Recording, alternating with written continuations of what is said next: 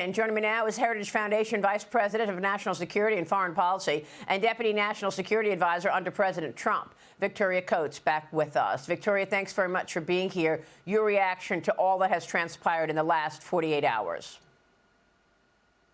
Well, good to see you too, Maria. I mean, just listening to the president and the vice president saying don't over and over again, and then seeing what happened yesterday in Israel, it's just sort of farcical.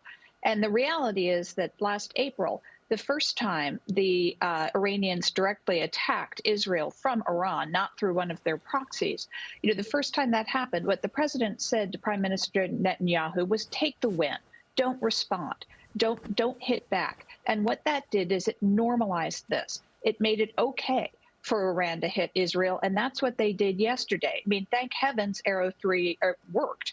This is this triple-layered missile defense system that we've developed with the Israelis. I mean, as I said, thank heavens it worked. But the bad news is it had to work. And that's a real problem now. Yeah. I mean, look, it looks like the response seems to be in alignment now from the U.S. as well as in alignment with Israel, saying Iran will face consequences. Victoria, what kind of consequences would you expect here? Well, I don't think Iran fears any consequences from the Biden-Harris administration.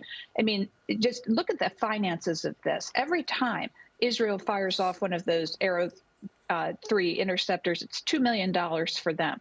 It's $1 million for us for each one of those maritime interceptors. And so in a way, they're kind of bleeding us dry as they do these attacks. It costs them much, much less. And meanwhile, the Biden administration is doing nothing to enforce sanctions on their oil exports, which is where all of their revenue is coming from. And they're close to 2 million barrels a day. So 1.75 million barrels going to China alone.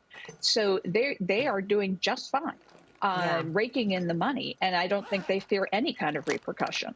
I'm wondering what the U.S. and what Israel has planned. State Department spokesperson Matthew Miller told reporters that the White House is still pushing for a ceasefire, even at this 11th hour. Watch this.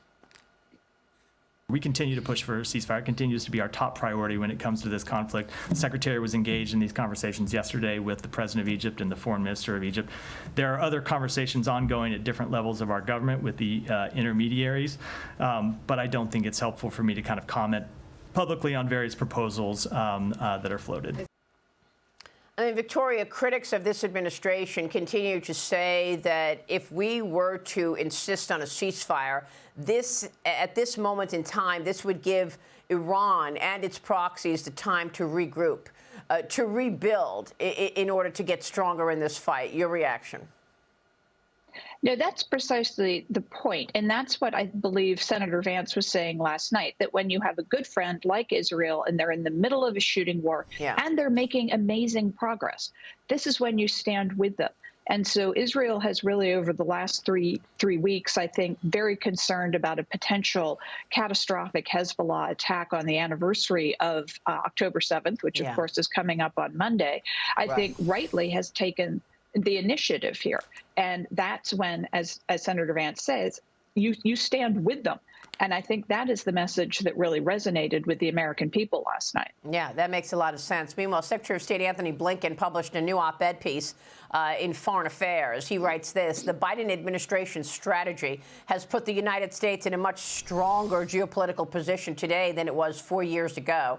The United States must sustain its fortitude across administrations to shake the revisionist assumptions.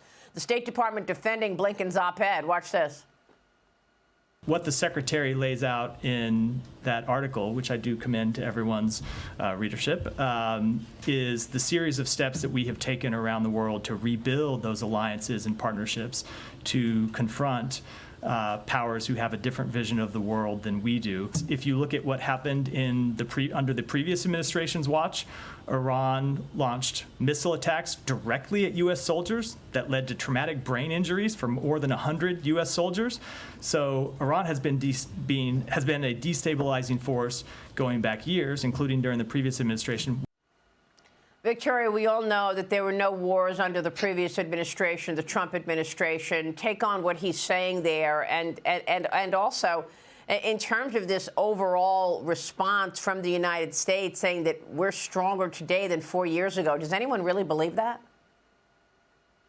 Well, I mean, it's so rich. It's hard to know where to start, because we also marked this week the anniversary of National Security Advisor Jake Sullivan saying last year that the Middle East was more peaceful than it had been in a generation. And now we have this from Secretary Blinken, that we're in this wonderful strategic place after the surrender of Afghanistan, after the invasion of Ukraine. I mean, it's ridiculous. And why anybody would think this was a policy we should continue, as opposed to going back to the peace and prosperity we had under President Trump, is just mind-boggling. Yeah. Victoria, thanks very much for weighing in on all of that. We so appreciate your time this morning. Victoria Coates joining us in a fast developing story. Thank you so much.